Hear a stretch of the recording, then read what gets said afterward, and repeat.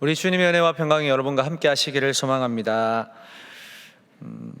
저는 요즘에 우리 동안의 청년부를 바라보면서 성장하는 공동체가 무엇일까 하는 생각을 많이 하고 있습니다. 저는 우리 공동체를 향한 그런 기대가 있습니다. 왜냐하면 어쩌면 최악이라면 참 최악의 시대 속에 살아가는 여러분들이 정말 악착같이 신앙생활을 하려고 애쓰는 게 보이기 때문입니다. 두말할 것도 없이 여러분은 우리 동안의 공동체를 저보다 더 사랑하시는 것도 보이기 때문이에요. 그래서 어떻게 하면 더 사랑할 수 있을까? 어떻게 하면 더 행복하게 신앙생활을 할 수 있을까? 어떻게 하면 이 땅에서도 하나님 나라를 경험하는 청년 공동체가 될 수 있을까? 이 생각을 많이 합니다. 여러분, 이 땅에 완전한 공동체가 어디 있겠습니까? 갈등도 있고 다툼도 있고 또 시기와 질투 물론 있습니다. 그럼에도 중요한 것은 이러한 현상들에 매몰되면 안 되는 거예요. 매몰되지 말고 이를 통해서 그리스도 안에서 자라나는 신앙의 성숙을 경험하는 것이 더 중요하다고 저는 믿습니다. 그래서 저는 이런저런 현상을 만날 때 오히려 마음을 모아 말씀과 기도의 자리로 나아가는 어떤 영적 공감대와 결단이 빠르게 작동되어지는 그런 공동체가 우리 동안의 공동체가 될 수 있기를 주님의 이름으로 축복합니다. 요즘에 저희 청년부에 새롭게 등록하시는 청년들이 많이 오십니다. 저는 그래서 더 생각이 많아지는 것 같아요. 새롭게 오시는 분들이 그래도 많은 고민 끝에 우리 동안 청년 공동체를 선택을 하셨다면 더더욱이 이 공동체 안에서 믿음이 자라고 또 제가 말씀드렸던 팔로워십, 예수 따르는 무리들, 저는 이 무리들이 되기를 진심으로 바라고 또 기도합니다. 물론 우리 공동체 오시면 연약한 것이 보일 수도 있습니다. 기대했던 것만큼 아닐 수도 있을 거예요. 그러나 그리스도의 공동체라는 것은 어딜 가나 이 그리스도의 공동체는 내 기대가 하나님의 기대하심보다 앞서게 되면 당연히 실망할 수밖에 없다라고 하는 겁니다. 내 관점으로 공동체를 보면요, 좋은 것보다 안 좋은 게 더 많이 보이게 되어 있습니다. 흠과 티가 많이 보인다는 것입니다. 예배 형식, 부서 분위기, 또 교육자의 어떤 성품, 인상, 리더의 자질, 양육 체계, 이런 것들이 중요한 요소긴 하지만 이게 다가 아니라는 것이죠. 물론 보일 수밖에 없습니다. 딱 보면 이렇게 여러분들이 이미지처럼 딱 굳어지는 그런 것들이 있을 겁니다. 그러나 이것보다도 우리가 더 마음을 집중해서 봐야 하는 것은 하나님의 기대하심이에요. 하나님의 기대하심. 이 연약한 공동체를 통해서 하나님이 뭘 기대하실까? 하나님의 기대하심을 소망하면서 이 공동체는 과연 뭘 하고 있는가? 나를 하나님이 왜 이 공동체에 보내주셨는가? 이 기대하심으로 봐야 된다는 거예요. 그리스도의 공동체다운, 이 땅의 방식이 아니에요. 진짜 교회다운 방식. 예수님의 사랑 안에서 사랑하고 품어주고 말씀 안에서 교제하고 함께 비전을 보고 또 무엇보다 이 공동체를 사랑하시는 하나님께 우리가 어떻게 영광을 돌릴 수 있을까? 그래서 정말로 손을 들어야 할 때 우리가 손을 들고 손을 들지 말아야 할 때 손을 들지 않을 수 있는 믿음의 분별이 이 공동체 안에 없으면 죄송하지만 그냥 사교 모임이에요. 웃고 떠들고 만나서 세상 이야기 나누고 관심사에 대해서 이야기 나누고 그러고 또다시 세상으로 나가면 그냥 세상을 교회 공동체로 옮긴 것밖에는 되지 않는 거예요. 적어도 우리가 그리스도인 공동체라면 눈이 달라야 합니다. 어떤 눈이 달라야 합니까? 세상을 의식하는 눈이 아니고 세상과 차별되는 눈을 가져야 한다는 거예요. 그래야 정말 하루하루를 죽기 살기로 살아내시는 여러분의 삶에 이 눈으로 세상을 바라보고 믿음으로 용기를 내고 또 하나님의 기대하심을 소망하면서 서로 응원하고 중보하는 그런 공동체가 될 수가 있다고 하는 겁니다. 우리는 지금 말하자면요, 저와 여러분은 지금 성화의 과정을 지금 지나가고 있잖아요. 그리스도의 장성과 분량을 향하여 자라가고 있는 중이라는 말입니다. 그래서 좋은 날보다는 안 좋은 날이 더 많습니다. 질풍노도의 시기를 겪고 또 때로는 광야를 지나가기도 하고 때로는 망망대해를 지나가야 되기도 해요. 그러면서 상황마다 내려주시는 하늘에서 내려오는 신령한 만나의 은혜를 경험하는 것입니다. 이 만나를 우리가 다 잘 구축되어 있고 뭔가 다 만족스러울 때나 만나가 무슨 소용입니까? 이 맛도 없는 걸 왜 주시나 이런 생각을 하지만, 힘들 때, 지쳐 있을 때, 아무것도 없다고 소망이 느껴지지 않을 때 주시는 만나는 황금과도 바꿀 수가 없는 거예요. 그래서 이 만나와 같은 은혜를 우리가 누리고 감사할 때 온전하지 못한 내 신앙과 신앙의 인격들이 다듬어져 가는 것입니다. 여러분, 치아 교정 해보신 적 있으세요? 치아 교정. 혹시나 지금도 치아 교정을 하고 장치를 끼고 계시는 분이 계실 수도 있을 것 같은데, 워낙 요즘에는 뭐 보편적으로 하는 것이고, 뭐 미용을 위해서 또 건강을 위해서 치아 관리 차원에서도 유익한 방법 아닙니까? 제가 여러분들을 뵙고 인사드릴 때 상당히 미소천사 마냥 웃지 않습니까?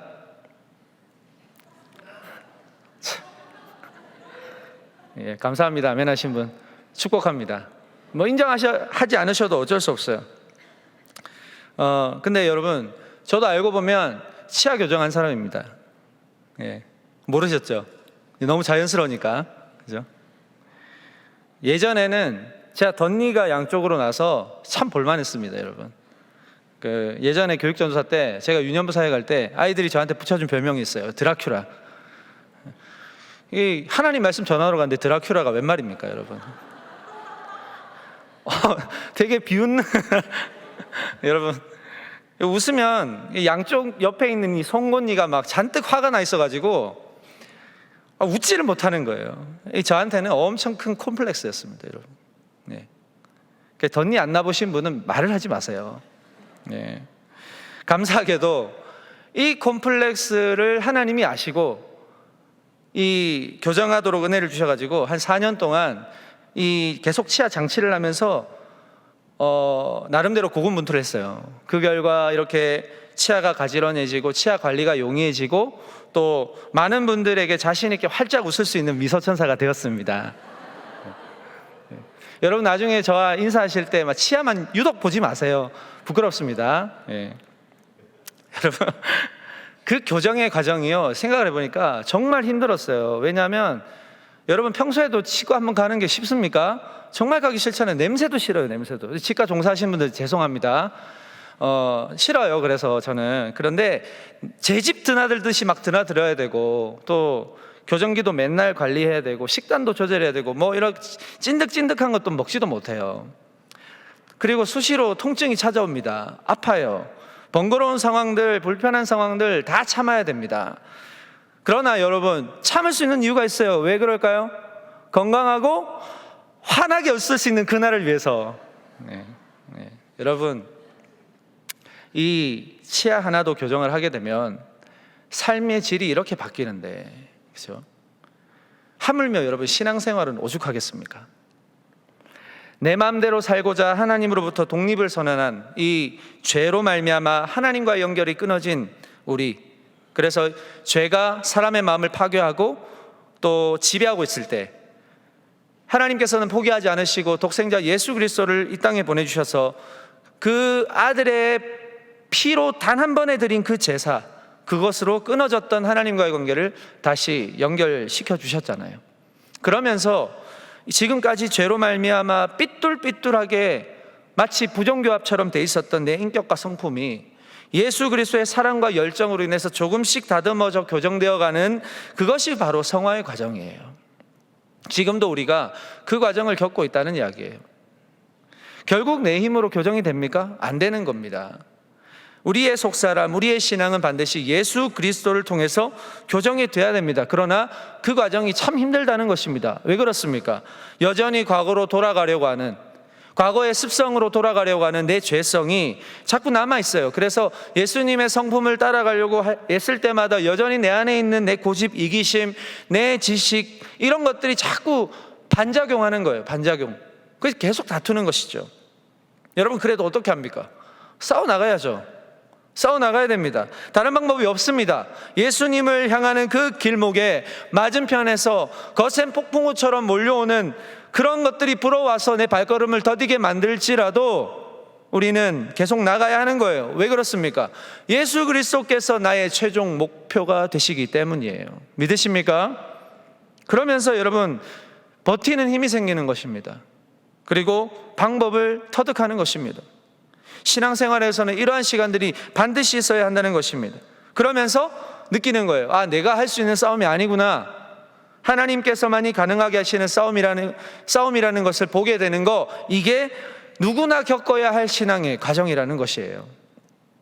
오늘 우리가 함께 읽은 이 본문의 말씀도 이런 맥락으로 볼 때 광야의 백성들에게 하나님만이 보여주시는 승리의 장면이 있는 것입니다. 자, 저번 주에 저와 여러분과 출애굽기 17장 1절에서 7절 말씀을 함께 나누면서 르비딤에 도착한 이스라엘 백성들이 물이 없어서 지도자 모세를 원망하고 나가서는 하나님을 원망했던 그 장면을 기억하십니까? 자, 이 싸움을 보신 하나님께서는 이 모세에게 시켜서 반석에 너의 지팡이로 치라 했을 때 쳤더니 그 반석에서 물이 나와서 백성들이 목을 축일 수 있었던 그런 상황들을 우리가 보게 되었는데요. 단순히 하나님께서 이 백성들이 원망과 다툼의 현장 속에서 해결사의 역할을 하시려고 이런 위기를 주신 게 아닙니다. 저는 오늘 말씀을 준비하면서 하나님은 이 광야의 시간을 통해서 주시고자 하시는 뜻이 분명히 있다고 생각이 들었는데, 마침 8절부터 읽어보니까 급작스러운 전투 장면으로 전환이 되는 것을 보게 되는 것입니다. 저번 시간에 제가 하나님의 자녀들이 하나님을 시험할 때 하나님도 하나님의 시험으로 응수하신다라는 말씀을 제가 드린 적이 있는 것 같습니다. 자, 8절이가 딱 그러한 거예요. 출애굽기 17장 8절, 그때에 아말렉이 와서 이스라엘과 르비딤에서 싸우니라, 이렇게 이야기합니다. 갑자기 무슨 전투 장면으로 전환이 되는데, 자, 여기에서 중요한 접속사 그때에, 이게 앞에 1절에서 7절을 연결시켜주면서 8절 이하의 본문을 통해서 하나님께서 이 1절에서 7절의 사건을 어떻게 이해시켜 주시고 환기시켜 주시는지를 우리에게 알려주시는 것이라고 생각을 합니다. 자, 1절에서 7절은 분명히 하나님을 향한 백성의 불평과 원망의 내용이었다면 8절에서 16절은 아말렉과의 전투를 통해서 이 백성들의 부정적인 현실, 부정적인 습성들을 잠재우고 미래를 향한 하나님의 뜻을 제시하는 장면이 아닐까요? 무엇을 통해 알 수 있습니까? 16절을 통해 알 수 있는 거예요. 자, 출애굽기 17장 16절 다 같이 읽어보겠습니다. 시작. 이르되 여호와께서 맹세하시기를 여호와가 아말렉과 더불어 대대로 싸우리라 하셨더라. 아멘. 하나님이 아말렉과 더불어 어떻게 싸우신다고요? 대대로 싸우신다. 세대를 거듭하더라도 이 싸움이 계속되겠지만 너희가 싸우는 게 아니라 누가 싸우는 것이다? 나 여호와가 싸우는 것이다. 여기 등장하는 이 아말렉 족속은요, 성경에서 악의 상징으로 또 대적의 상징으로 묘사되는 민족이에요. 아주 악독하고 잔인한 수법으로 이스라엘 백성들을 괴롭혔던 민족입니다. 이 민족에 대해서 비교적 자세하게 묘사한 구절이 신명기에 나오는데요, 신명기 25장 17절에서 19절입니다. 너희는 애굽에서 나오는 길에 아말렉이 내게 행한 일을 기억하라. 곧 그들이 너를 길에서 만나 내가 피곤할 때 내 뒤에 떨어진 약한 자들을 쳤고 하나님을 두려워하지 아니하였느니라. 그러므로 내 하나님 여호와께서 내게 기업으로 주어 차지하게 하시는 땅에서 내 하나님 여호와께서 사방에 있는 모든 적군으로부터 내게 안식을 주실 때에 너는 천하에서 아말렉에 대한 기억을 지워버리라. 너는 잊지 말지니라. 아멘. 자, 신명기에서 묘사하는 이 아말렉의 죄는 크게 두 가지예요. 첫째 뭡니까? 출애굽 여정 가운데서 뒤에 처진 약자들을 쳤다는 거예요. 약자들은 누굽니까? 나이가 연세가 드신 어른들, 어린 아이들, 이런 사람들만 골라서 쳤다는 것입니다. 둘째로 가장 중요한 것은 여호와 하나님을 두려워하지 않았다. 이게 이 약한 자들을 아무렇지 않게 괴롭힐 수 있었던 원인이 되는 것입니다. 여러분, 사랑과 정의, 이 신명기가 가지고 있는 큰 흐름, 이것을 모두 거스르는 아말렉을 향해서 하나님께서는 내가 이들과 대대로 싸울 것이다 라고 약속하시는 것입니다. 이게 뭘 말하냐면, 하나님께서는 이 아말렉과 같이 하나님의 반대편에 서 있는 대적들과 영원토록 싸우시겠다고 말씀하신 그 선언과 함께 하나님께서는 이 여정을 함께하는 택함받은 자녀들인 너희들과 함께 내가 이 대적들과 싸울 것이라고 말씀을 하시는 거예요. 즉 너희의 대적이 곧 나의 대적이다, 이렇게 말씀을 하시는 것입니다. 여러분, 하나님은요 절대로 우리가 대적과 싸울 때 뒷짐이나 지고 바라보고 계신 분이 아닙니다. 저와 여러분의 개인의 삶, 그리고 우리 공동체가 마주해야 하는 이런 여러 전투에서 항상 함께 싸우시는 분이라는 것을 오늘 이 대목에서 확실하게 못 박아 주시는 것입니다. 우리는 뭐 좀 마음에 안 들면 하나님과 싸우려고 하나님께 시비를 걸고 하나님께 원망하고 불평하지만, 우리 하나님은 묵묵하게 저와 여러분의 마음을 뒤흔드는, 그 뒤에서 여러분들의 마음을 조종하는 대적들과 싸우시는 분이심을 기억해야 한다는 거예요. 이 대대로라는 표현을 우리가 마음속에 잘 담아주셔야 됩니다. 왜냐하면 이 싸움은 예수님이 다시 오실 때까지 해야 하는 싸움이기 때문이에요. 그럼에도 두려워하지 말고 우리가 담대할 수 있는 이유는 무엇입니까? 그 싸움에 하나님이 뒷짐지지 않으시기 때문에, 언제나 함께 싸워주시기 때문인 줄로 믿으시기 바랍니다. 이것을 믿고 나아가는 자에게는 이미 승리한 싸움, 하나님께서 이미 승리하신 싸움, 보장된 싸움, 보장된 승리를 경험하게 하신다는 이야기예요. 오늘 하나님께서 이 너무나도 기가 막힌 타이밍 8절에서, 그때에 이거는 아말렉이 이스라엘을 쳐들어왔지만 실상은 하나님이 움직이시는 싸움이에요. 하나님이 계획 안에 포함되어 있는 싸움이라는 게 너무 드러나지 않습니까? 그때에. 다시 말하자면 이미 끝이 난 싸움인데, 이미 결과가 다 드러나 있는 싸움인데, 중요한 것은 뭡니까? 이 백성들이 어떻게 하느냐에 따라서 승패가 좌우로 갈리는 싸움이라는 걸 하나님이 보여주시는 거예요. 뭘 선택하느냐, 뭘. 자, 보십시오. 지금 출애굽에서 광야를 거닐고 있는데 이 이스라엘 군대가 제대로 돼 있습니까? 조직이 돼 있습니까? 조직이 돼 있더라도 이 이스라엘 군대가 군사 훈련이나 제대로 했겠습니까? 마실 물이 없다고 투정을 부리는 이 오합지졸들을 모아두고 전투가 어떻게 가능하겠습니까? 그런 상황에서 이 아말렉이 대규모 군대를 일으켜서 이스라엘을 치기 위해 돌진하고 있는 상황이에요. 자, 여기에서 모세와 백성들은 어떻게 대처하고 있습니까? 자, 9절을 한번 보실까요? 9절 다 같이 읽겠습니다. 시작. 모세가 여호수아에게 이르되 우리를 위하여 사람을 택하여 나가서 아말렉과 싸우라. 내일 내가 하나님의 지팡이를 손에 잡고 산꼭대기에 서리라. 자, 어떤 군사적인 계획이나 조치가 없어요. 여호수아에게 모세가 하는 말이 뭐예요? 여호수아에게 모세가 하는 말이, 사람을 택해서 나가서 아말렉과 싸워라. 내가 하나님의 지팡이를 손에 들고 산꼭대기에 서리라. 성경에 언급되지 않는 부분들이 있겠지만, 여러분, 저는 여기서 느끼는 부분이 바로 이것입니다. 계획도 좋고 싸움을 준비하는 어떤 실력도 좋고 다 좋은데, 이 싸움의 성격을 파악하는 게 더 중요하다. 우리의 영적인 생활 속에서 이 싸움은 어떤 싸움일까, 이거 파악하는 눈이 더 중요하다는 거예요. 다시 말하면 상황을 바라보는 영적인 시야가 중요하다고 하는 것입니다. 이 싸움은 단순히 우연히 일어난 나라와의 싸움이 아니라, 이 전투는 하나님이 직접 계획하신 싸움이라는 거, 이 싸움을 통해서 하나님이 주실 메시지가 분명히 있다라고 하는 거. 그래서 우리는 믿음과 결단이 중요한 싸움이라는 거, 이걸 알아야 된다는 것입니다. 상식적으로 보세요. 아말렉과의 전투는 군사의 숫자나 훈련의 양으로 보나, 이 전투에 임할 때의 무기의 규모나 질로 볼 때 싸움 자체가 안 되는 싸움이에요. 그런데 저 지도자 모세의 말은 더 강한 아닙니까? 여호수아에게 사람을 택하여 나가서 아말렉과 싸워라. 자세하게 얘기도 하지 않아요. 싸워라 그냥. 이게 말이 되는 이야기입니까? 죽고 사는 문제인데 너무 쉽게 말하는 것 아닙니까? 이래놓고는 모세 자신은 산꼭대기에 올라가 있어요. 자, 그런데 너무나도 놀라운 일이 일어나는 것입니다. 10절 말씀, 10절에서 11절 다 같이 한번 읽겠습니다. 시작. 여호수아가 모세의 말대로 행하여 아말렉과 싸우고, 모세와 아론과 훌은 산 꼭대기에 올라가서 모세가 손을 들면 이스라엘이 이기고 손을 내리면 아말렉이 이기더니. 자, 여러분, 이런 싸움이 다 있습니까? 여러분 들어보셨습니까? 이런 싸움이 나갔는데 지도자가 손을 들면 이겨요, 손을 내리면 져요. 무슨 이런 싸움이 다 있습니까? 들어본 적도 없습니다. 모세가 산 꼭대기에 올라갔어요. 그랬을 때, 손을 들었을 때 이스라엘이 이겼습니다. 근데 손을 내리니까 아말렉이 이깁니다. 저는 이 장면을 한번 상상해 봤어요. 단순히 손을 들었을 때 이스라엘이 이길 것 같으면 어떻게 해야 됩니까, 여러분? 손을 계속 들고 있어야 돼요. 계속. 맞죠? 계속 들고 있어야죠. 그래야 이기는 전쟁이잖아요. 근데 모세는 전쟁이 끝날 때까지 이 손을 계속 들고 있어야 하지만, 모세도 사람 아닙니까? 어떻게 손을 계속 들고 있습니까? 힘들 수밖에 없는 거예요. 자, 그런데 같이 올라간 사람이 있었잖아요. 그 사람이 누굽니까? 아론과 훌입니다. 아론과 훌.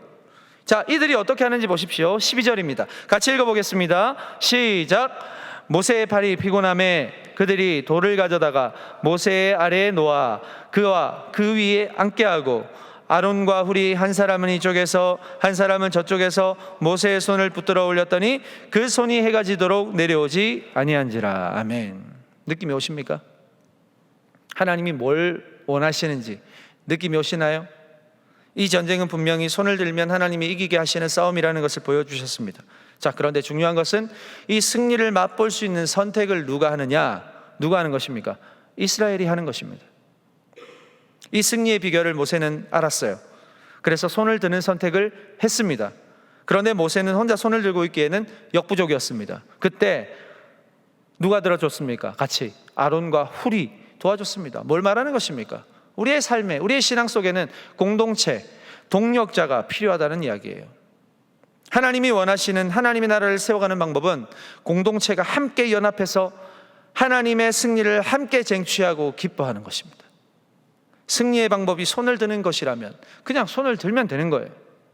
저 전쟁터에서는 여호수아가 이끄는 이스라엘 군대가 아말렉과 싸우고 있지만 모세가 손을 들면 이스라엘의 군대가 초인적인 힘으로 아말렉을 압도하고 피곤해서 손을 내리면 아말렉이 이 이스라엘을 압도하는 이러한 형국이 뻔히 보이는 시점에서 모세는 이 손을 양쪽에 받치는 아론과 훌이 있었기 때문에 승리할 수 있었던 것입니다. 이들도 필사적으로 모세의 손을 들어줬겠죠. 그 모세의 손을 받쳐주는 아론과 훌을 바라보는 수많은 백성들은 가만히 있었을까? 저는 그냥 가만히 있었다고 생각하지 않습니다. 그 모세와 아론과 훌을 바라보는 수많은 백성들도 어떻게 했을까? 상상력을 좀 동원했지만 그냥 이길 때는 와 하고 질 때는 와 하고 이렇게만 하고 있었을까? 아니었다고 저는 생각해요. 이 모세와 아론과 훌이 함께 손을 들 때 이 백성들도 한 마음으로 함께 손을 들고 서로의 손을 들어주고 하나님께 승리를 달라고 부르짖었을 것입니다. 눈에 승리가 뻔히 보이는 상황인데 어떻게 손을 들지 않겠냐는 이야기예요. 사랑하는 여러분, 이게 하나님이 원하시는 공동체입니다. 이미 승리의 길은 열려 있어요. 손을 들면 이기게 돼 있어요. 그러나 그 승리의 선택을 위해서 이 공동체가 하나님의 방법을 믿고 신뢰하며 손을 높이 드는가? 이게 중요한 겁니다. 이게 우리의 죽고 사는 문제가 우리의 실력이나 우리의 운이나 어떠한 재력이나 머리의 숫자로 되는 것이 아니다. 우리의 생명을 주관하시는 하나님께서 우리에게서 허락하신 승리를 내가 얼마나 확신하고 있는가, 그 확신 속에 내가 얼마나 손을 들고 하나님께 부르짖는가. 여러분, 출애굽기 17장 1절에서 7절하고 8절에서 16절이 이렇게 다르면 됩니까? 이렇게 상황이 달라지면 됩니까? 어떻게 이럴 수가 있습니까? 그러나 하나님은 17장 1절에도 동일하셨고요 17장 8절에서 16절에도 동일하셨어요. 다만 앞에서는 이스라엘이 하나님과 다투었고요 뒤에는 이스라엘이 하나님을 향해 손을 들었다는 것입니다. 이게 차이예요. 하나님이 시험을 주시는 목적은 바로 여기에 있는 것입니다. 사랑하는 여러분, 신앙생활 가운데 왜 시험이 옵니까? 왜 시험이 필요합니까? 시험을 통해서 우리의 신앙이 확인되기 때문에 그렇습니다. 그래서 확인해야 돼요. 시험을 통해서. 하나님의 시험은 우리를 미워하시기 때문이 아니고 사랑하시기 때문이에요. 우리를 사랑하셔서 함께 동행하고 싶으시기 때문입니다.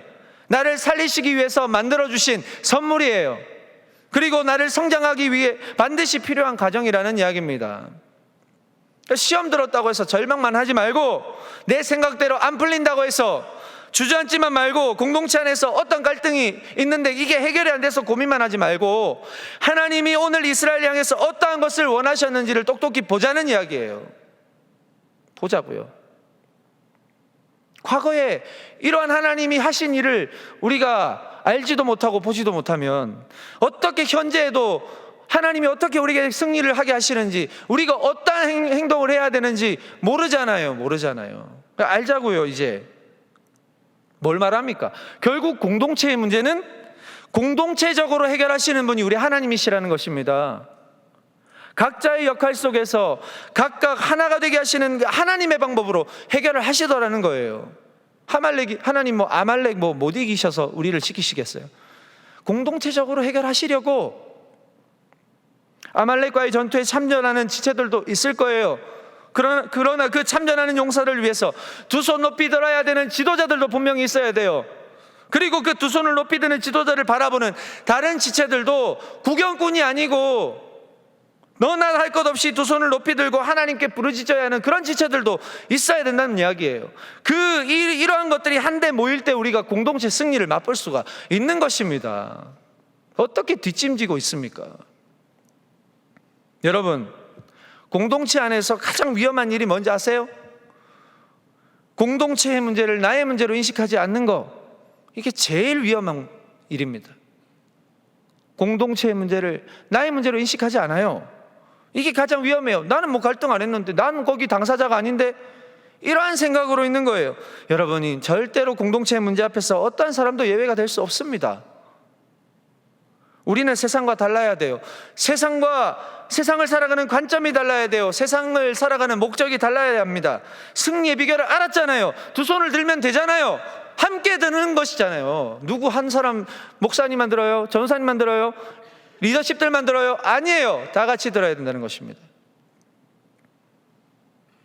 승리의 비결을 알았다면 두 손을 드시기 바랍니다. 공동체에서 주님께서 주실 승리를 기대하면서 두 손을 드시기 바랍니다. 팔이 아프다면 서로의 팔을 받쳐가면서라도 손을 드시기 바랍니다. 뉴스에 이런 보도를 본 적이 있어요. 어떤 행인이 골목을 건너가는데 지나가는 차가 이 행인을 못 봤어요. 그래서 치고 말았어요. 쳐버렸어요. 쳤는데 넘어졌는데 이분이 운전이 서툰지 몰라도 넘어져 있는 그분 위로 차가 깔고 간 거예요. 섰어요. 그 차는 섰고 그 행인은 넘어져서 차 밑에 깔려 있습니다. 이러지도 못하고 저러지도 못하고 그냥 가버리면 이분 생명 위험할 수도 있고, 가만히 있자니 너무 급박한 상황이에요. 구급대가 오려면 시간이 좀 걸리죠. 차를 무조건 들어야 돼요. 근데 다행히도 거기에 이제 도로가에 사람들이 많았던 모양이에요. 나은 사람이 이미 절실히 필요하다는 것을 아는 시민들이 차에 하나둘씩 붙기 시작했어요. 그러면서 구령을 넣어서 하나 둘 막 차를 막 끌어올리기 시작했습니다. 그 무거운 차를 계속 사람들이 붙어요. 계속 드는 것입니다. 결국 차가 한쪽으로 들렸어요. 그래서 그 행인을 빼낼 수가 있었다는 겁니다. 저 위기에 빠진 사람이 어떻게 해야 살아날 거를 뻔히 아니까 너나 할 것 없이 그 현장으로 달려가는 겁니다. 저는 여기에서 느낀 바가 너무 많습니다. 공동체가 이래야 되는구나. 하나님이 이 땅에서 그리스도의 공동체의 연합과 동거를 왜 먼저 강조하시는 이유가 뭘까요? 자, 유명한 시편 133편 1절에서 3절 우리 다 같이 읽겠습니다. 세 번역으로 한번 읽어보겠습니다. 시작. 그 얼마나 아름답고 즐거운가. 형제 자매가 어울려서 함께 사는 일. 머리 위에 보배로운 기름이 수염 곧 아론의 수염을 타고 흘러서 그 옷깃까지 흘러내림 같고, 헐몬의 이슬이 시온산의 내림과 같구나. 주께서 여기에 복을 약속하셨으니 그 복은 곧 영생이라. 아멘. 여기에서 등장하는 기름은 거룩한 구별을 의미합니다. 왕, 제사장, 선지자, 이 사람들에게 구별하여서 부어줬던 것이 바로 기름입니다. 그런데 거기에 아론의 머리에 부었던 그 기름이 수염을 타서 옷깃까지 내림 같다라는 표현을 통해서 그리스도 안에서의 연합은 곧 거룩한 구별이다. 또 거룩한 향기로서 우리가 세상에 나가기 전에 하나님 앞에서 먼저 구별되어야 될 것을 입증하는 그런 시작의 단계가 필요하다는 거예요. 우리가 먼저 입증되지 않으면 우리 안에서 우리가 어떻게 바깥에 나가서 향기로 사느냐 이거예요. 이해가 되십니까? 그래야 우리의 정체성이 이 안에서 확립이 돼야 내가 이 땅을 왜 살아가는지를 알 것 아니에요. 이 세상의 죄악의 권세와 싸우고, 이 세상의 복음을 방해하는 유혹과 싸우고, 정욕과 탐심으로 물들게 하는 마귀의 권세, 이 땅의 권세와 싸울 수 있잖아요. 우리가 그리스도의 정체성을 가지고 있으면. 사랑하는 여러분, 지금 우리는 나보다 공동체를 먼저 살펴봐야 됩니다. 여러분 속하고 계신 공동체, 지금 여러분의 삶이 회복이 안 되십니까? 공동체의 회복을 위해서 기도하셔야 됩니다. 반드시. 교회에서의 공동체성이 흔들리면 개인의 신앙도 흔들릴 수밖에 없어요. 공동체가 평안하지 못한데 어떻게 개인이 평안할까요? 그거는 말이 안 되는 이야기예요. 여러분, 우리가 같은 지체라면서요. 손과 발이 연결된, 마디마디가 연결된 지체라면서요. 서로 노래도 부르고 다 하잖아요. 삶의 연장이 다르다고 해서 지체가 분리가 됩니까? 그럴 수 없잖아요. 삶의 연장과 공동체가 분리된 신앙은 건강하지 못합니다. 오히려 비정상적인 것입니다. 언제나 공동체의 건강함을 유지할 때 개인의 신앙도 세워져 가는 것이에요. 서로의 삶의 연장을 기도로서 중보해야 됩니다. 우리가 떨어져 있지만 어려울 때 함께 돕고 나누고 함께 손을 들어줘야 해요. 어떻게 너의 삶, 나의 삶을 따로 생각할 수 있습니까? 주일날만 만나서 이렇게 인사하는 게 그게 공동체입니까? 아니잖아요. 계속해서 우리의 삶의 현장 속에서, 물론 여러분 일상이 바쁘죠. 매일매일 우리가 삶을 공유하기에는 너무나도 정신없이 살아가신다는 거 알아요. 다 압니다. 그럼에도 우리가 다른 환경이지만 함께 하루를 우리가 살아간다, 보이진 않지만 우리 공동체가 함께 살아간다, 함께 이겨낸다, 함께 예수 그리스도를 바라본다, 이 정신을 가지고 살아가야 공동체가 흔들리지 않고 내 신앙도 굳건하게 잡을 수 있는 것 아닙니까? 이번 한 주간 각 지체의 모양은 다르지만 승리의 방법을 알려주신 하나님께 함께 손을 높이 들기를 바랍니다. 위기의 앞에서도 서로에게 힘이 되고 해가 지도록 손이 내려오지 않는 그 하나님께 부르짖는 그 놀라운 힘을 우리가 함께 공동체에서 공유했을 때 승리 주시는 하나님을 함께 경험할 수 있기를 바랍니다. 매일 아침 공동체의 기도의 제목을 위해서 중보하십시오. 월요일만 되면 어떻게 나 몰라라 그렇게 잘 사는 시인지 모르겠어요. 삶의 현장으로 나가시는 게 두렵지 않으세요? 어떻게 나 혼자의 힘으로 나갑니까? 각 지체들에게 나의 문제를 공유하시고 우리 공동체의 문제를 공유하시고 아침마다 이 공동체의 문제를 놓고 하나님께 기도하고 중보하고 격려하고 카톡하는 거, 이거 하는 거 그렇게 어렵습니까? 화이팅이라도 한 거 하나 보내주고 말씀 한 구절 보내주고 격려하고 위로하고 언제나 함께 한다고 하는 그런 공동체적인 연대를 좀 실천하시길 바랍니다. 갈등과 다툼이 없을 수 없죠. 저는 갈등과 다툼은 필요하다고 봅니다. 그러나 거기에 매몰되지 말자는 거예요. 있을 수 있어요. 매몰되지 말자는 거예요. 왜 다 죽을 상하고 계시냐는 거예요. 이겨낼 수 있잖아요. 왜 못 이겨내시냐는 거예요. 목사님은 몰라서 그래요. 속으로 그렇게 얘기하실 수도 있지만 함께 하나님께 손을 들고, 하나님이 방법 알려주셨잖아요. 손을 들라고, 같이 손을 들라고. 여러분, 뒤에서 이러한 갈등을 부추기는 아말렉과 같은 악한 세력과 우리의 힘으로는 절대 대적할 수 없습니다. 이 대적을 무찌르시는 분이 오직 하나님밖에 없음을 믿으시기 바랍니다. 아멘이십니까? 삶의 현장에서 함께 싸우세요. 저도 싸우겠습니다. 같이 여러분들과. 여러분들의 삶이 하루하루 피곤하다는 거 알아요. 다는 모르지만. 그래서 하나님은 분명히 우리에게 승리를 주실 텐데 그 승리를 개인만 누리지 말고 함께 누리고 함께 기대하고 이 승리를 주실 하나님을 함께 찬양하고 그런 삶을 함께 공유할 때 그 아말렉과의 싸움이 우리에겐 버거운 싸움이었지만 하나님이 승리하게 하시는, 승리가 보장된 싸움을 우리가 선택할 때 하나님이 그 승리를 누리게 하시잖아요. 그걸 누리지 않은 거예요. 여러분, 이번 한 주간 주님과 함께 우리 공동체 안에서 서로 격려하고 위로하면서 어떤 어려움이 있더라도 우리의 작은 힘을 함께 보태며 마디마디마다 분리되지 않고 연결되어서 정말 이번 한 주간도 내가 이 공동체 안에서 살아있구나, 우리 공동체가 살아있구나, 함께 싸워주고 있구나, 이 귀한 은혜를 함께 나누시는 이번 한 주간 살아가시는 우리 동안의 모든 청년 공동체 다 되실 수 있기를 축복합니다. 기도하겠습니다. 하나님 아버지, 오늘도 말씀하여 주셔 감사합니다. 서로의 손과 발이 되어 하나님 안에서 거룩함을 점검하는 우리 동안의 공동체가 이 능력으로 세상 앞에서도 승리하게 하실 하나님의 방법을 절대적으로 신뢰하고 서로 중보하고 서로 함께 손을 높이 들어서 삶의 현장에서 아름다운 소식을 나누는 우리 모두가 되게 하여 주옵소서. 예수님의 이름으로 기도합니다. 아멘.